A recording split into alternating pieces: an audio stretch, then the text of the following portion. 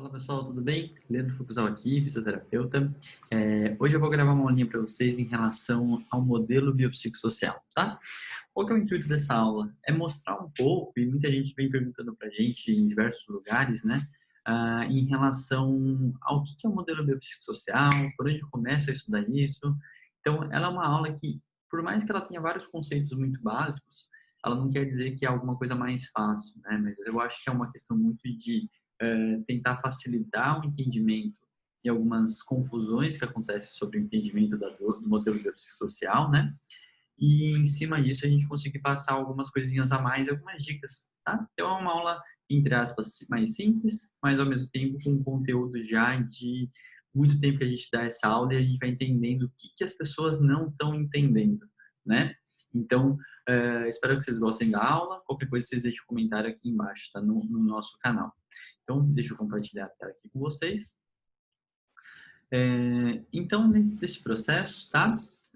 O que é, o que não é, como aplicar. Então, algumas coisinhas são muito importantes, certo? Então, primeiramente, né, eu sou formado pela São Camilo, especialista fiz meu aprimoramento pela Santa Casa de São Paulo, mestre pela Unicid, tá? Atualmente, né, coordenador científico da equipe GERF, com o professor Flávio Brick, membro do grupo de pesquisa Pain Cognition Sport Science, que é liderado pelo professor Diego Galassi, membro do Brainstorm Group, facilitador do Fisiotopedia, que é esse canal, fundador do projeto Mova-se Mais, que é um canal específico para artistas, e o fundador do projeto Superador, que é uma ONG, certo? Então, vamos lá para a aula em si. Muita gente vem reclamar e vem relatar e fala assim, nossa, eu não tive nada disso na faculdade, né? Eu também não, tá? Então, fiquem tranquilos, isso não é uma problemática, porque isso é uma questão que a gente está amadurecendo e vocês vão entender um pouquinho o porquê disso, né? Eu até brinco, fica fácil falar desse assunto, já que ninguém teve na faculdade, então tudo parece meio novidade, né? Eu também tive que buscar fora, a gente não tem grandes formações específicas para falar o que é sobre dor, né? O que é um especialista de dor propriamente dito. A gente tem duas especialidades, que é a de São Carlos e a do Einstein, mas elas têm totalmente outros focos. Ela não é específico para fisioterapia, né? Mas tem grandes aprendizados, obviamente, né? E aí eu já trago logo de cara esse artigo que é liderado pela nossa professora e minha amiga Josimari, falando um pouco desse currículo da dor no Brasil, né? Esse currículo da dor a gente tem algumas questões muito importantes. Então, primeiramente nesse artigo, sugiro que todo mundo leia, então já a primeira indicação de leitura, e principalmente gravem esses nomes que estão dentro desse artigo, né? Felipe Reis, a Juliana Barcelos, o Padão, o Edmur, Heráclito, Abraão, né? E tem a Sociedade Brasileira de Estudos da Dor aqui do Brasil, né? Então aqui são nomes muito fortes. Já começa nesse artigo pela indicação de vocês seguirem e procurarem atrás dessas pessoas que são referências nesse assunto, tá? Fazem parte dessa história, desses entendimentos.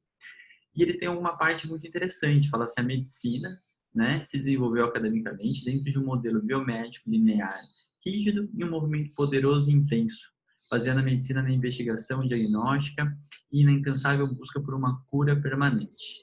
Então, aqui tem algumas coisas muito interessantes que a gente tem que entender, que dentro de todo o processo que a gente foi ensinado, obviamente, sempre predominou o modelo biomédico, certo? Aonde tem uma relação direta entre dor e lesão. E é um dos entendimentos que a gente já sabe que não tem uma relação direta, tá?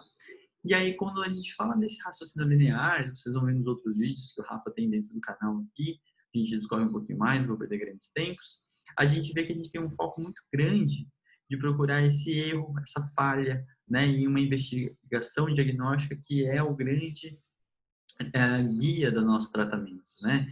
Avaliação importante? Com certeza, sim, será. Mas entender que o diagnóstico que a gente faz, que a gente dá para o nosso paciente, talvez ele não seja tão preciso, principalmente se a gente falar especificamente de uma estrutura que estaria machucada ou com alguma coisa errada, né? E aí outra coisa muito importante é essa questão da cura permanente. Zerar a dor parece que seja a grande questão do curar, né? E não é muito bem isso, certo? E em cima disso, o fisioterapeuta deve compreender as bases biológicas, componentes psicossociais e ambientais, assim como seu impacto na experiência da dor no transcorrer da vida. Nessa hora é muito interessante pensar, né, os componentes psicossociais, ambiente que a paciente vive dentro de uma biologia que todos nós temos, certo? E o impacto isso vai gerar para cada um. Nessas horas, quando a gente fala que cada indivíduo é um indivíduo, vocês vão perceber ao longo do texto que eu não gosto muito dessa frase, né? Mas a individualidade que a gente está falando é um pouco disso, né? O impacto que gera na vida das pessoas é uma coisa muito particular, até porque a experiência também é particular. Então, a gente tem que tomar um grande cuidado com essa interpretação e nessas horas a gente vai conversando um pouquinho sobre esses aspectos, tá? Então, eu queria que vocês percebessem, até puxando do artigo anterior, que eles mostram que não existe nenhuma faculdade que tenha realmente uma grade curricular que contemple tudo que deveria contemplar para a gente se considerar um especialista da dor. E aí a gente começa a pensar pensar que a gente está numa fase de mudança. Então a gente precisa ter uma calma. Nossos professores também estão nessa mudança junto com a gente. Então é muito normal que muitos professores, principalmente os mais antigos dentro da academia, acabam não tendo contato muito aprofundado com essa parte. Então, as pessoas que estão correndo atrás por fora para tentar trazer essa bagagem e dentro do currículo das faculdades, naturalmente, a gente não tem nada muito completo ainda. E isso é normal. E aí vem algumas reflexões. Será que a gente realmente precisaria de uma matéria específica da dor? Talvez a gente precise de algumas coisas de entendimentos, mas mais importante do que uma matéria específica da dor, que é o que muitas faculdades já fizeram, algumas fizeram algumas matérias extras e afins, é que esse entendimento do modelo biopsicossocial e todos os elementos, eles estejam compostos dentro de diversas outras matérias. Por exemplo, dentro da eletroterapia, muito se fala só de teoria das comportas e não se fala de outros modos de analgesia do nosso corpo, né? Até pelo funcionamento da TENS e afins, mas a gente já sabe que tem mais coisa além da teoria das comportas, né? Ao mesmo tempo que psicologia, por muitas vezes, a gente tem por um psicólogo que não entende muito bem o que a gente vai utilizar. E aí todos esses fatores é o que a gente tem estudado hoje, né? Então a gente vem bebendo muito dessa parte da psicologia e de todos os ensinamentos dele, né? Então isso é uma questão muito importante, pensar que essa mudança, ela está acontecendo, ela vai acontecer de certa forma e tudo tem um certo tempo de isso acontecer com uma qualidade, né? Então a gente está nisso, está todo mundo aprendendo, mudando, né? Então eu já dou curso sobre dor faz 3 anos e eu digo que a minha fala já é muito mais diferente, ela está muito mais aprimorada para a gente, né? Então fiquem tranquilos, a gente está junto nessa e a gente está tentando fazer essa mudança acontecer de forma em conjunto, né? Mas uma pergunta que fica, será que é tão novo assim essa questão do modelo biopsicossocial e tudo mais, né? Será que é uma grande novidade? Onde tudo começou? É importante pensar que o início de tudo foi lá em 1977, pelo psicanalista George Engel, e o George Engel ele tem uma grande incômodo, né? Uma grande incômodo sobre a parte de diagnóstico em relação aos pacientes da psicologia, né? Então, ele começa a criticar muito esse processo, e aqui vai uma outra dica de leitura sobre como começar essa base de entender como surgiu o modelo biopsicossocial, né? Então, esse termo foi cunhado aqui, então ele é o nosso grande pai aí de todo o processo do modelo biopsicossocial, tá? E aqui ele já começa a falar que ele é um modelo de entendimento da dor e do paciente, certo? Então, quando a gente fala um modelo de entendimento, a gente já fala modelo biopsicossocial não é intervenção, ele é modelo de compreensão, certo? Então, nunca se fala assim, eu fiz uma abordagem mais psicossocial, né? Não, na real, você não fez isso, tá? Porque não existe. Então, a gente precisa estar muito claro sobre isso. Muitas das coisas que a gente está desmistificando hoje, né? É importante sempre lembrar da prática baseada em evidência, e essa é uma imagem ótima de 1998, falando sobre mitos da dor lombar, que são mitos que hoje, em 2020, né, 22 anos depois, ainda existem. Então, aqui é uma coisa muito importante de pensar, né? Falei total na conta aqui, são 12 anos, tá? Desculpa. Em 98, esses mitos já aconteceriam, né? Em relação a raio-x, ao repouso, à radiografia. Então, aqui a gente tem que sempre pensar que esses mitos, eles não são novidades, mas eles ainda continuam sendo pregados nas faculdades, e isso conforme as escolas que as pessoas vão se especializando pelo longo da sua carreira, tá? Mas pensem que muitos disso que a gente chama de mito não é novidade e a gente já tem isso desde muito tempo atrás, certo? E aí, beleza, a gente chega no modelo biopsicossocial, tentando entender algumas definições específicas. Então, a grande definição, né, são variáveis biológicas, condições psicológicas e cenários sociais são dinamicamente relacionados à dor, disfunção e desordens emocionais. Então, vamos tentar aprofundar um pouco isso. A parte mais importante dessa definição é são dinamicamente relacionadas. Ou seja, quando você puxa um, você puxa todo mundo. Então, nessas horas, é sempre importante você perceber que a gente não funciona sozinho na parte mecânica, biológica, de força, fraqueza, desequilíbrio, afins, que é o que a gente sempre olhou. Uma coisa, uma disfunção, uma incapacidade gera uma frustração. Então, toda sensação gera uma emoção. Isso é uma das coisas mais importantes que vocês precisam entender. Esse impacto que essa emoção gera, aí são outros 500 e aí varia de pessoa para pessoa, tá bom? Então, tomar um certo cuidado. Então, ou seja, a dor é resultado, então ela não é um input, ela é um output, né? Então ela é uma saída, uma interpretação do nosso cérebro em relação a influências biológicas, cognitivas, emocionais e ambientais, tá? E aí vocês vão encontrar na literatura um monte de definições, mas que, no geral, trazem essa mesma ideia. Mas, como eu falei, a parte mais importante é não pensar no modelo biopsicossocial nas palavras separadas, biopsicossocial. É tudo junto, né? Biopsicossocial. E essa dinâmica entre elas é a parte importante que a gente tem que lembrar, certo? E muitas das vezes, o que isso é muito importante? Nessa processo que a gente está de massificar uma informação, desmistificar, como eu falei, a parte de frases como a primeira pessoa é a minha hérnia de disco, né? Então, a alteração no corpo da pessoa já significa que é igual a dor. Então, primeira dica que eu falo, a gente não pode ser possessivo em relação ao processo da minha dor, da minha hérnia e afins, e a gente precisa reconceitualizar. Então, eu já direciono que a gente, para conseguir fazer esse processo, né, de melhoria do nosso atendimento, desmistificar e reconceitualizar isso para o nosso paciente é uma das etapas que a gente vai trabalhar com ele. Então, a gente precisa entender isso de uma forma interessante, tá? E outra frase que ela é muito errada, tá? É quando a pessoa sai e interpreta, está tudo na sua cabeça. Ou a pessoa fala, está tudo na minha cabeça. Quando a gente fala essa frase, ela tem uma conotação de uma questão de invenção, abstrato, e ela gera um menosprezo na dor do seu paciente. Porque ela vai parecer uma frescura, que ela está hipervalorizando e milhões de coisas. Então, essa parte a gente tem que tomar um cuidado muito grande, porque essa interpretação não pode ser o produto e o resultado da sua avaliação, tanto para você como terapeuta, como para você, para o seu paciente, certo? Então, tomem muito cuidado que em todo o processo de educação, explanação, e aí já deixo de dica a aula de avaliação e educação que a gente tem aqui, esse processo é muito importante vocês entenderem que não é assim que temos que gerar de interpretação, né? Outra coisa que o modelo biomédico, né, sempre buscou é essa coisa do alinhamento perfeito.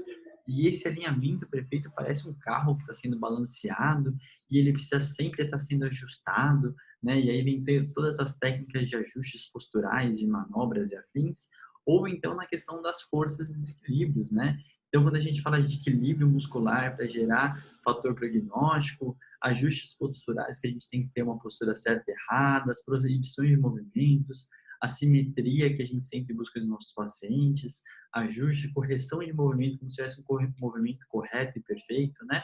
Então, aqui são coisas muito importantes da gente pensar e prezar que não é isso que a gente tem que buscar no nosso paciente, porque ninguém tem uma simetria perfeita, ninguém vai ter um equilíbrio perfeito muscular. E a gente tem visto cada vez mais na literatura que isso não corrobora que isso sejam os grandes preditores de mais lesões ou menos lesões, de mais prognósticos, melhores prognósticos ou piores prognósticos, tá? Quer dizer que isso não vale nada?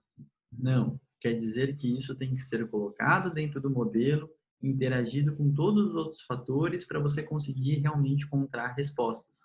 Se você sempre pensar num único problema como um único vilão e ir direto nele, a grande tendência é de você falhar em seu tratamento. e você acabar sendo envenenado por todas as questões terapêuticas ambientais da situação, tá? Então, aqui vai uma dica muito importante sobre esse processo de entendimento, de que esses fatores, eles são importantes, sempre serão, mas a gente ainda não entendeu o quanto e como, né? Porque se a gente falar sobre fraco e forte, eu não consigo te falar o que é um valor forte. Se um quadríceps gerar 30 quilos de força, o que isso quer dizer? Quer dizer muito, quer dizer pouco. Então, você vê que são sempre valores relativos. E relativos, eles podem modificar entre um paciente e outro. E a gente acaba perdendo nessas horas, porque o que vale para um paciente não vale para outro. E aí você fica com aquele parâmetro de uma perna para outra, mas você não sabe se aquela perna também está forte ou está fraca. Você não sabe até que ponto que está bom para você ter uma alta, por exemplo. E aí você fala assim, não, mas eu comparo uma perna com a outra. Sim, você pode comparar. Mas e se essa outra tá fraca também, né? Então, eu não sei se está forte ou está fraca e você não sabe comparar com quem. Então, a gente tem que tomar um certo cuidado com toda essa questão, né? Porque elas podem estar com baixas forças e equilibradas. Elas podem estar com altas forças e equilibradas. Então, a gente tem um cuidado muito grande com toda essa fala hoje em dia, porque a gente não tem parâmetros normativos sobre esses valores, certo? E cada vez mais a gente vai ter artigos como esse, né, onde vai fazer uma associação e vai ter como resultado fortalecimento e alívio da dor, uma baixa associação. Então as pessoas têm melhora da dor, porém não tem necessariamente uma relação direta com o fato da pessoa ter ficado forte ou não, certo? Muitas vezes, na questão do alinhamento do membro inferior, que sempre foi muito dito, a gente sempre preconizou esse alinhamento perfeito, fortalecimento do complexo posterolateral, e a gente vai entendendo que o fortalecimento e a ativação e o uso da região é importante, mas ele não muda a cinemática. Então, o paciente consegue melhorar a função e dor e não necessariamente melhorar a cinemática do movimento. Ou seja, a gente tem que entender para onde que a gente está olhando nesse nosso paciente, tá? Outro grande erro de interpretação é os fatores psicossociais são apenas para dores crônicas, né? E aqui eu coloco um exemplo da famosa dor da ciática. Primeiro que já tem um erro da interpretação que a dor da ciática ela acontece em pouquíssimos casos, né? Relacionados a isso, então a gente sempre tem que lembrar de dermatos, miótomos, e muitas vezes quando o paciente está com aquela dor aguda, a parte mais importante é você conseguir tranquilizar ele, fazer um reassurance e fazer todo um entendimento dele sobre o problema dele. Então vamos pensar, você pega, vê esse paciente que tem uma crise de dor lombar, elimina todas as red flags que seriam realmente casos graves, e aí a gente precisa saber conversar com esse paciente, tranquilizar, acolher ele, para conseguir mostrar que o prognóstico natural desse quadro ele é positivo. Ele só precisa saber enfrentar bem aquela situação aguda para que não cronifique a dor dele. Então, nessas horas, você começa a ver que, por mais que a intensidade da dor seja alta, ou que a gente chama de um caso agudo, não necessariamente a minha abordagem tem que ser física. Eu tenho que fazer um processo educacional com ele para conseguir encorajar ele a voltar às atividades dele, mostrando que o prognóstico natural, independente do que você faça, seja positivo. Só que o que faz a dor permanecer ou não tem a ver mais com os fatores psicossociais, biopsicossociais, né? Tanto de compensações até que são crenças, para essa dor continuar ou não, certo? Outra coisa, começar a dar algumas dicas simples em relação a isso. Esse daqui é um dos artigos de 2000, onde ele explica sobre o que a gente chama hoje de modelo de Fear Avoidance, tá? Então, ele já faz 20 anos, já tem diversos outros artigos sobre isso, mas eu acho muito importante para quem estiver começando a estudar um pouco do assunto, ler esse artigo por completo. Ele tem um background de como que tudo isso foi construído que é muito importante para você consumir as coisas atuais de hoje. Então, se você não entender todas as mudanças e todos os caminhos que elas foram passando, obviamente você não consegue captar. E aqui uma das coisas mais importantes é sempre ler a fonte de tudo isso, tá? Lógico, tem fontes antes disso? Tem. Mas esse é um interessante por causa da questão do modelo Fear Avoidance que a gente tem aqui, certo? Que é essa questão da pessoa ter uma experiência de dor, uma lesão, uma experiência de dor, o pensamento catastrófico que muitas vezes é construído por nós, terapeutas, e que faz a pessoa ter um medo relacionado à dor. gerando uma certa hipervigilância, evitação e todo esse processo de proibições de não faça isso, não faça aquilo, porque senão vai machucar mais sua coluna. E isso vai gerar todo um desuso, uma fraqueza, um descondicionamento dessa pessoa e muitas vezes um quadro de depressão, tá?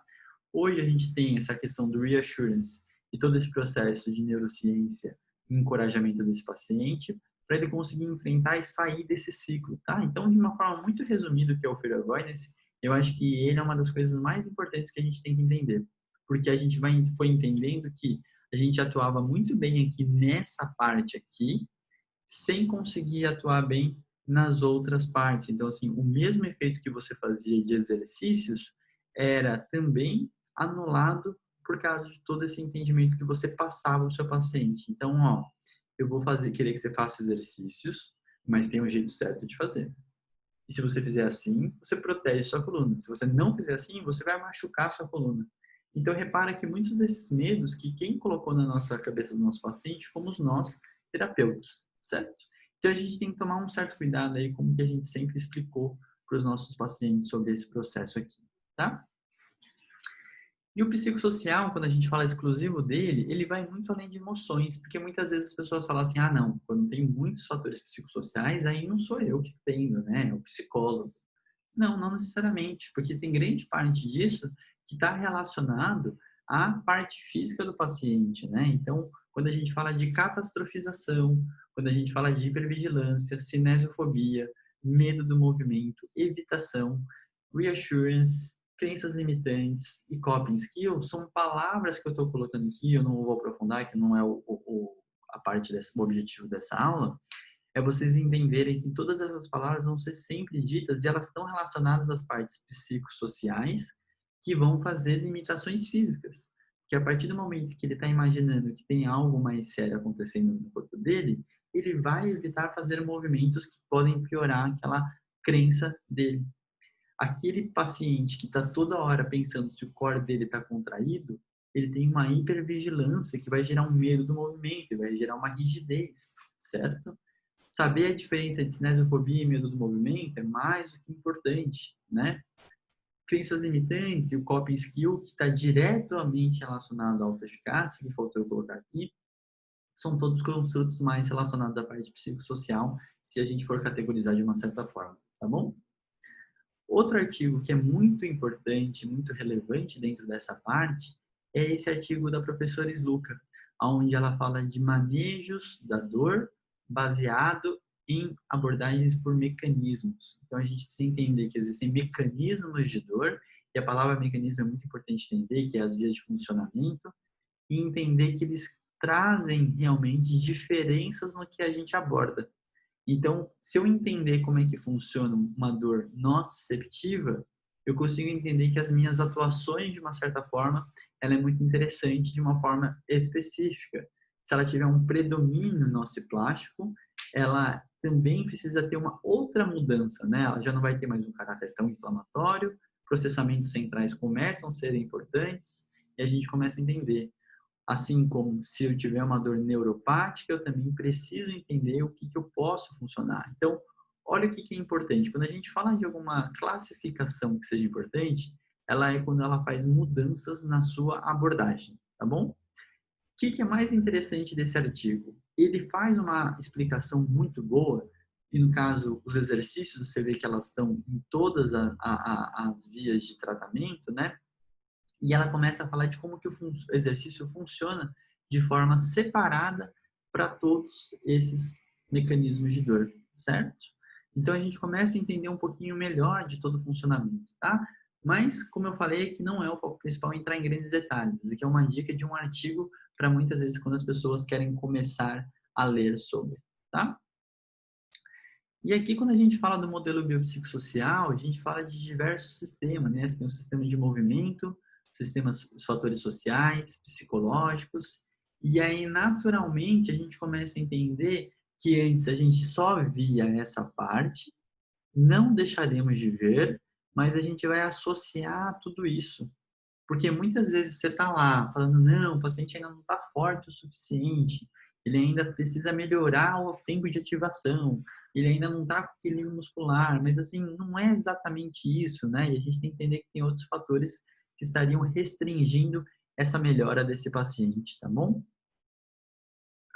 E a gente tem visto muito bem a importância do educar. E aqui nada mais do que eu posso deixar de dica, o livro que começou esse processo de educação em dor. Hoje a gente não usa ele apenas no formato Explain Pain, que é o livro, tem muito uma dimensão maior sobre isso, já é outra conversa, né? Também deixo de dica aquele vídeo sobre avaliando e educando que tem aqui nessa playlist.